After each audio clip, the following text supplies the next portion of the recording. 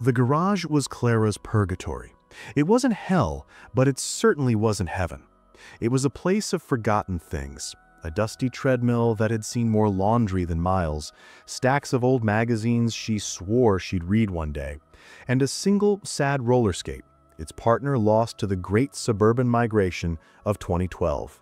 And for the past 3 weeks, it had been ruled by a flickering, temperamental light fixture that hummed like an angry wasp. It buzzed, it blinked, it cast long, dancing shadows that made the benign clutter look monstrous. It was a small problem, but it was the kind of small problem that frayed the edges of her sanity. After another evening of fumbling for the recycling bin in near strobe light conditions, she'd finally admitted defeat. She couldn't fix it herself. She'd found David's company, Bright Spark Electric, online. The reviews were stellar, prompt, professional, cleaned up after himself. These were the words that spoke to Clara's soul. She'd called, and a warm, calm voice on the other end had promised to be there Saturday morning. And here he was. David was not what she'd expected.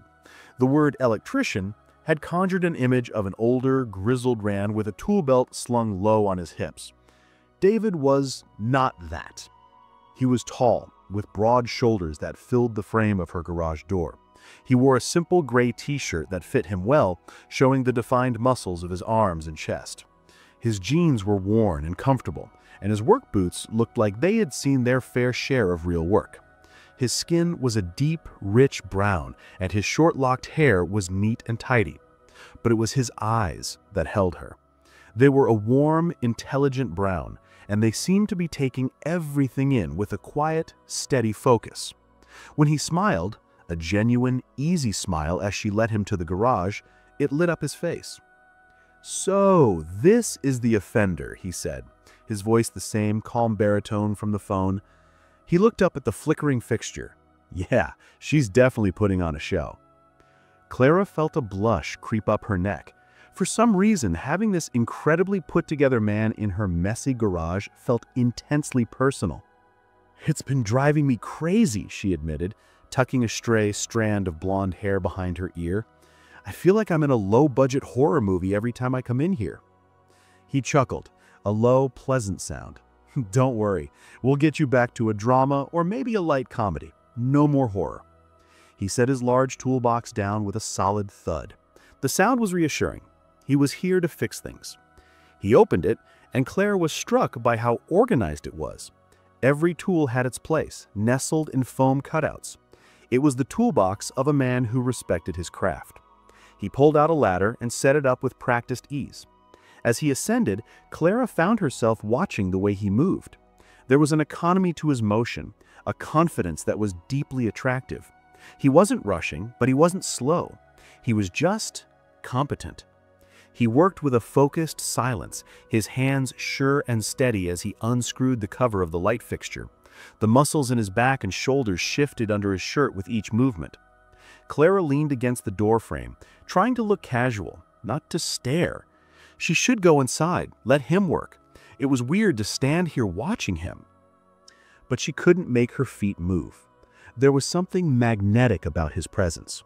He was a pocket of calm, capable energy in her chaotic garage. He hummed softly to himself, a tune she didn't recognize. The angry buzzing of the light had stopped, replaced by the soft snip of a wire cutter and the gentle rasp of his breathing.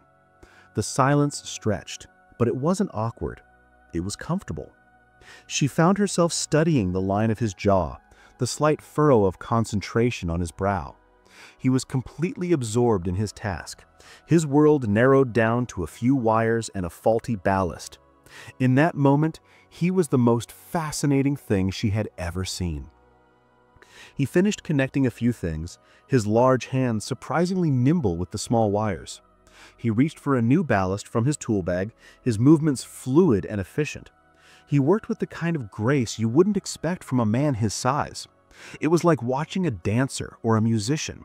He was in his element. Finally, he twisted a new bulb into place. "All right," he said, his voice pulling her from her reverie. "Let's see what we've got. You might want to step back, just in case." She took a step back. He flipped a switch on the wall, and the garage was flooded with a clean, bright, and most importantly, steady white light. It was glorious. The shadows vanished. The clutter was just clutter again, not a horde of lurking monsters. "Oh, thank God," Clara breathed, a genuine, heartfelt sigh of relief. "It's perfect. Thank you." David smiled and began to descend the ladder. No problem at all. Old Ballast was completely shot. He packed his tools away, once again placing each one in its designated spot. He was wiping down the fixture with the cloth, leaving it cleaner than he'd found it. He turned to face her, his smile still in place. The new, bright light caught the warmth in his eyes, the sharp angle of his cheekbones. He was standing there, covered in a light sheen of sweat from the work, his hands smudged with a bit of dust, and in that moment, under the bright, unwavering light he had just created, a thought popped into his head, fully formed and undeniable. Before her brain's highly trained social filter could catch it, the thought tumbled right out of her mouth. "You're handsome, you know that." The words hung in the air of the brightly lit garage, seeming to echo off the walls. A horrified silence followed. Her own heart hammered against her ribs. Oh my God, did I just say that out loud? To the electrician? Who was still technically on the clock? She wanted the floor to swallow her whole. She wanted to rewind time by 10 seconds. David froze, his hand halfway to his toolbox. The easy smile on his face faltered, replaced by a look of utter surprise. His eyes widened slightly. He just looked at her, his expression unreadable. For a terrible second, Clara thought she had offended him, that he would pack up, hand her a bill, and leave without another word. She had crossed a line. She had made it weird. But then something shifted in his eyes. The surprise softened, melting into something else. A slow, genuine smile spread across his face, wider and warmer than before. It reached his eyes, crinkling the corners. A faint blush rose on his cheeks, a subtle darkening of his skin that she wouldn't have noticed if she weren't staring so intently. He let out a soft, breathy laugh. "Well, nobody's ever led with that as a review before, but I'll take it." The tension in Clara's chest dissolved into a wave of giddy relief. He wasn't offended. He was flattered. Her bold, unfiltered comment hadn't crashed and burned. It had landed. And in the space between them, the professional air of client and contractor had evaporated, replaced by the flicker of something entirely new. Have you ever taken a risk and said exactly what was on your mind? The most terrifying moments often lead to the most beautiful beginnings. Clara's mind was racing, trying to catch up with her mouth. She felt like she just jumped off a cliff and, against all odds, discovered she could fly. The relief was so potent it made her feel a little dizzy. "I'm so sorry," she stammered, even though he was smiling. "That was completely unprofessional. I don't know why I said that." David closed his toolbox with a final, satisfying click. He picked it up and walked towards her, stopping a respectful few feet away. His gaze was direct, but gentle. "Hey, don't be sorry. It was nice. It's not every day someone sees past the tool belt." The way he said it, with such simple sincerity, struck a chord deep inside her. Sees past the tool belt. It was a sentiment she understood completely. As a librarian, people often saw her as a quiet, stern stereotype, a human Dewey Decimal System. They rarely saw the woman who loved loud rock concerts and had a secret, slightly wicked sense of humor. "Well," she said, her confidence slowly returning, "it's true." An easy silence fell between them again, but this time it was charged with a different kind of energy. It was the electric hum of possibility. The garage, once her purgatory, now felt like a stage where the first act of something interesting had just played out.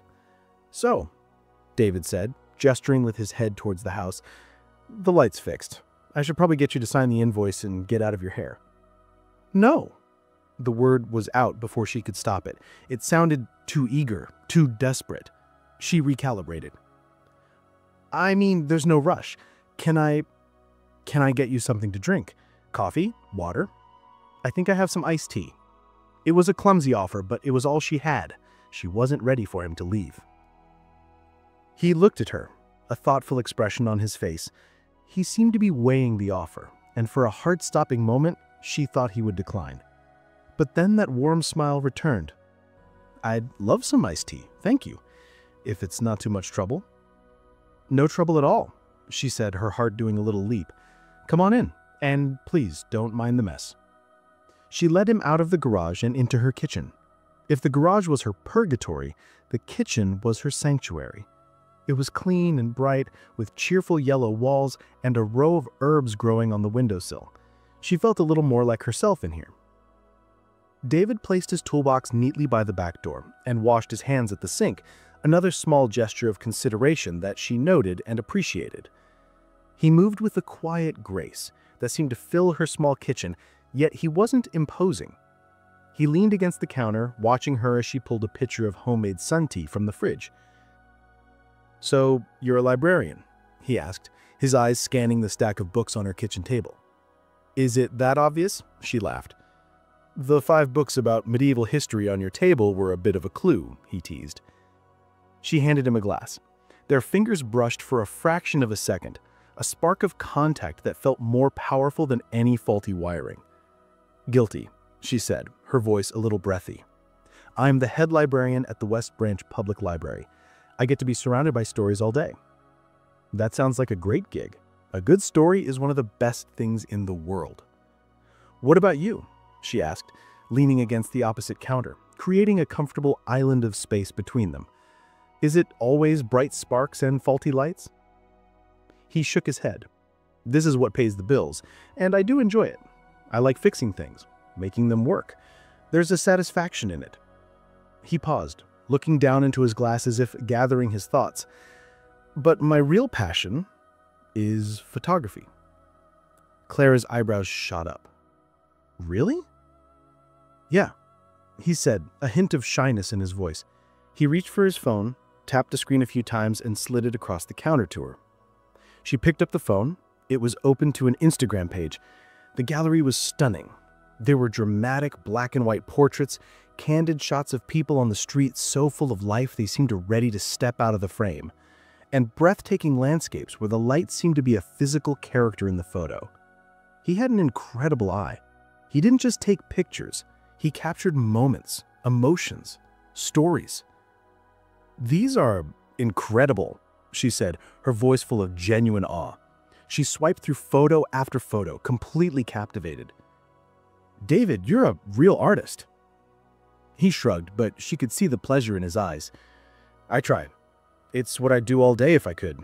Chase the light, you know?" "Chase the light," she repeated softly. "I love that."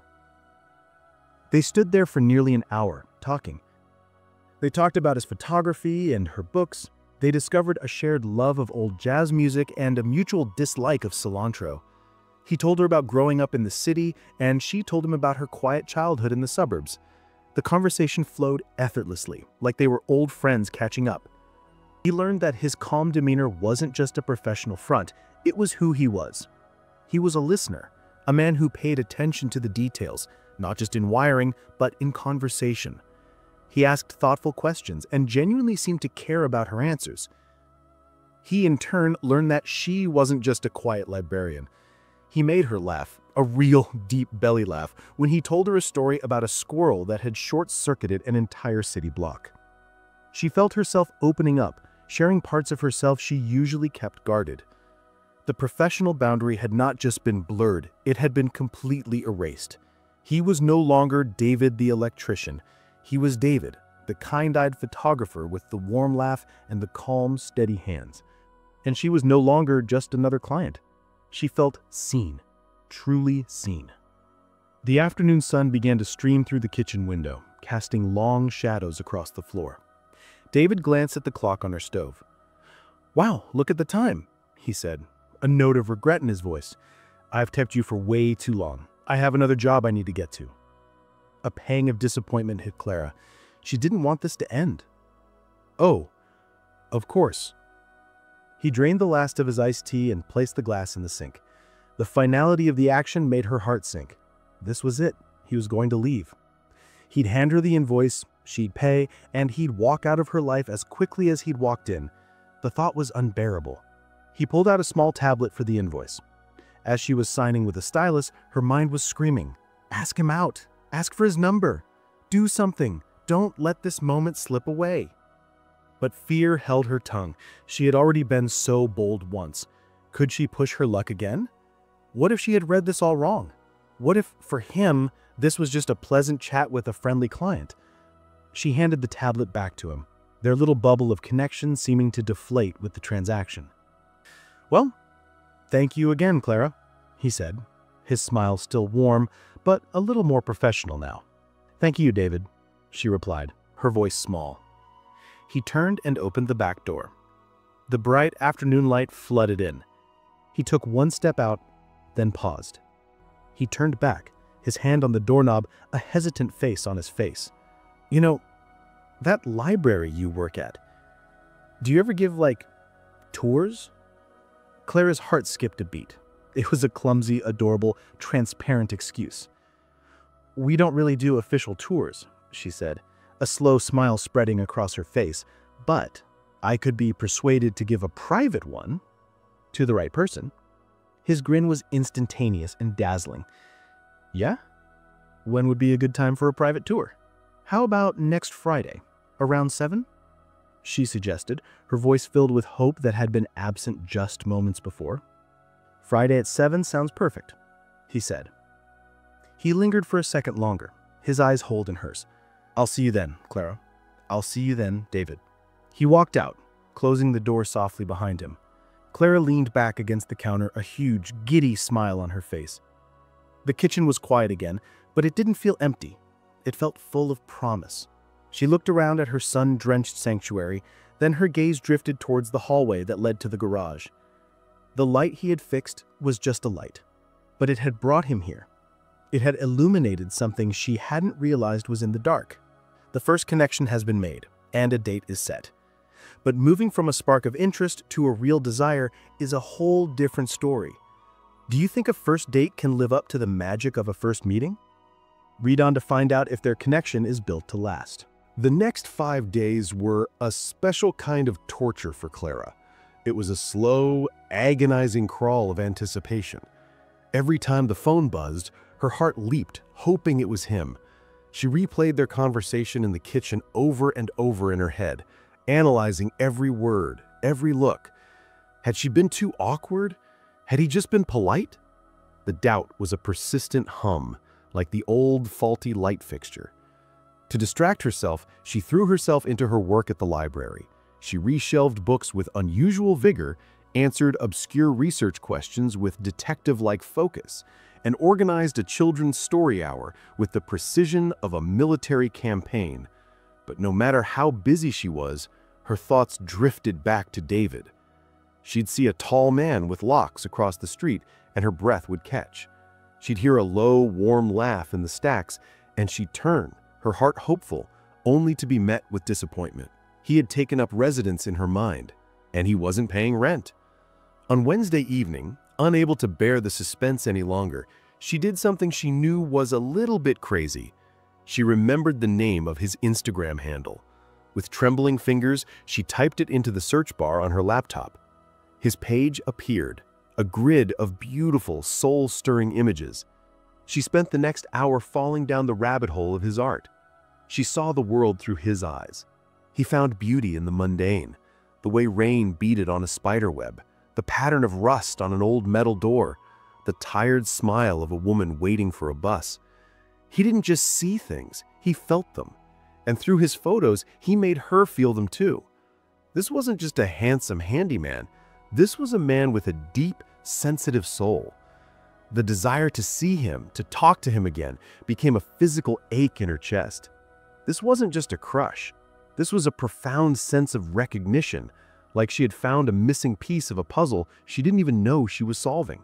Meanwhile, David was having a similar week. Clara's face was imprinted on his mind. Her easy laugh, the way her eyes lit up when she talked about books, the unexpected, breathtaking boldness of her first comment. He'd been on countless dates over the past few years, setups by friends, awkward app meetings, but none of them had felt like that.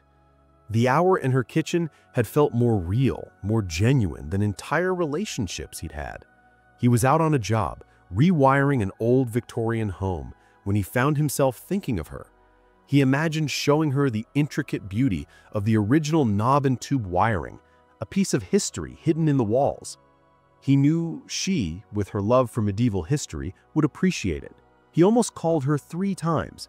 Each time, he'd picked up his phone, his thumb hovering over her contact info, before setting it back down. He didn't want to seem too eager. He wanted to play it cool. But cool was the last thing he felt. He felt a warmth, an excitement that he hadn't experienced in years.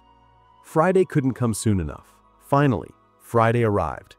Clara spent 2 hours getting ready, trying on 3 different outfits before settling on a simple, dark green dress that brought out the color of her eyes. It was professional enough for the library, but soft and feminine enough for a date. She did her makeup with more care than usual, her hands shaking slightly. She was a nervous, giddy mess. David was just as nervous. He closed up his last job early to give himself plenty of time. He showered and changed out of his work clothes into a crisp button-down shirt and dark jeans. He looked in the mirror and told himself to be calm. It was just a tour of a library, but he knew it was more than that. It felt like an audition for a role he desperately wanted. He arrived at the library at exactly 7 o'clock. It was closed to the public, the large wooden doors locked. The building was a beautiful old stone structure, a temple of knowledge. He rang a small bell by the staff entrance, his heart thumping. A moment later, the door opened, and there she was. The sight of her took his breath away. The soft light from inside caught in her blonde hair, and her green dress made her look like a forest nymph who had wandered into a city. Her smile was shy but radiant. "Hi," she said, her voice soft. "Hi," he replied, his own voice a little rough. "I hope I'm not late for my tour?" "You're right on time," she said, stepping aside to let him in. "Welcome to my humble kingdom." The inside of the library was even more majestic than the outside. The main reading room had a high vaulted ceiling, long polished tables, and the hushed, reverent silence of a sacred place. And the smell, that glorious, intoxicating smell of old paper and binding glue, filled the air. "Wow," David whispered, looking around in awe. "This is amazing." "It's my favorite place in the world," she said. She gave him the tour, leading him through the hushed aisles. She showed him the children's section with its colorful murals, the reference desk where she fielded the strangest questions of the city, and the quiet, dusty archives in the basement where the town's history was stored. But the tour was just an excuse. What they were really doing was getting to know each other. With every step, the conversation flowed more easily. He asked her about her favorite book, a thick, sprawling fantasy novel, and she asked him about his first camera, a cheap plastic one his grandfather had given him. They discovered that they were both quiet people who had learned to navigate a loud world. They both valued solitude, but craved connection. They were 2 sides of the same coin. She captured stories in words, and he captured them in light. The desire between them grew with every shared smile, every lingering glance. He found himself watching the way she moved, the passion in her eyes when she talked about a book she loved. She found herself mesmerized by the sound of his voice, the way he looked at an old photograph in the archive with an artist's reverence. They ended up in the fiction section, surrounded by thousands of stories of love, loss, and adventure. They were standing close, the space between them humming with unspoken energy. "So, that thing you said in the garage," David said, his voice low. Clara's heart fluttered. "I'm still mortified about that." "Don't be," he said, taking a small step closer. Her breath hitched. "It was the best part of my week, maybe my year. No one's looked at me like that in a long time, like they actually saw me and not just the guy who's there to fix something. I did see you, she whispered, her gaze locked on his. The air crackled. The space between them had shrunk to almost nothing. He was so close, she could feel the warmth radiating from his body. She could see the flecks of gold in his brown eyes. The desire was no longer a quiet hum. It was a roaring fire in her chest. He slowly raised a hand. His calloused fingers gently touched her cheek. His touch was electric, sending a shiver down her spine. It was a question, a silent request for permission. She gave her answer by leaning into his touch, her eyes fluttering shut for just a second. That was all the encouragement he needed. The desire is undeniable. The moment is here. This is the turning point, where words fail and action must speak. Will the kiss be everything they've been hoping for? The final chapter of their beginning is just a click away. He leaned in slowly, giving her every chance to pull away. But Clara didn't move. She couldn't. She was rooted to the spot, held captive by the raw honesty in his eyes and the gentle pressure of his hand on her cheek. The world seemed to shrink until it was only the two of them, standing in a quiet aisle surrounded by the ghosts of 1,000 love stories. When his lips finally met hers, it wasn't a tentative, hesitant kiss. It was a kiss of certainty, of relief. It was soft and searching at first, a question and an answer all in one. But then, as she sighed into the kiss and her hands came up to rest on his chest, it deepened. It was a kiss that spoke of lonely nights and hopeful mornings, of unexpected connections and the dizzying thrill of being truly seen. It was a kiss that tasted of iced tea and mint, of courage and longing. It was everything. All the unspoken words, all the nervous anticipation of the past week, all the simmering desire melted away in that one perfect moment. This wasn't just a physical act. It was a conversation between two souls who had been speaking the same language. When they finally broke apart, they were both breathless. They rested their foreheads together, the silence of the library wrapping around them like a warm blanket. David's thumb stroked her cheek gently. "Wow," he breathed out, his voice thick with emotion. "Yeah," she whispered in agreement. "Wow." He pulled back slightly, his eyes searching hers. "So, that private tour, does it come with dinner by any chance?" Clara let out a laugh that was pure, unadulterated joy. "I think that can be arranged." She locked up the library, her hands still trembling slightly, but this time from happiness, not nerves. They walked out into the cool night air, the city lights twinkling around them. Without a word, David reached down and took her hand.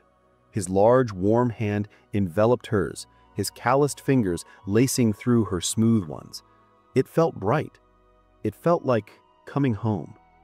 They didn't go to a fancy restaurant. They went to a small, bustling Thai place David knew, tucked away on a side street. They sat in a corner booth, their knees occasionally brushing under the table, sending little jolts of electricity through Clara. The conversation was just as effortless as it had been before, but now it was threaded with a new intimacy. They talked about their families, their dreams for the future, their fears.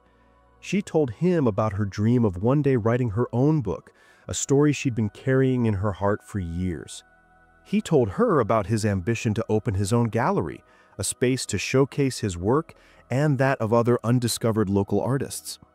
He didn't just listen to her dreams, he encouraged them. "You should write it, Clara," he said, his expression earnest. "The world needs more stories." And she, in turn, saw the passion and talent in him so clearly. "Your gallery would be incredible," she told him. "People need to see the world the way you do." They were two dreamers who had found in each other a safe harbor. After dinner, he walked her back to her small house. They walked slowly, their hands still linked, not wanting the night to end. When they reached her front porch, they stopped under the soft glow of the porch light.